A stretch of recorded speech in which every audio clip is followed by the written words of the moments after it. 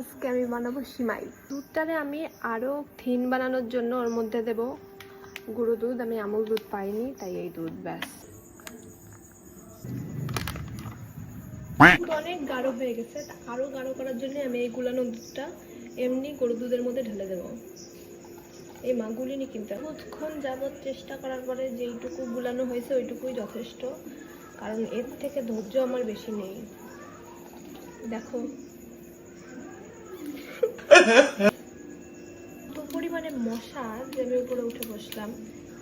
ছিঁড়ে দিতে হয় না মনে হয় না, আমি দিলাম ছিঁড়ে, কারণ আমি নতুন রান্না করছি আর আমি যেটা রান্না করব সেটাই সঠিক।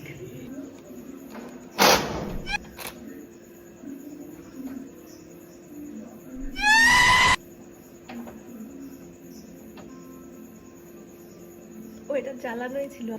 আমার পিছন দিয়ে মশায় ঝাঁঝরা করে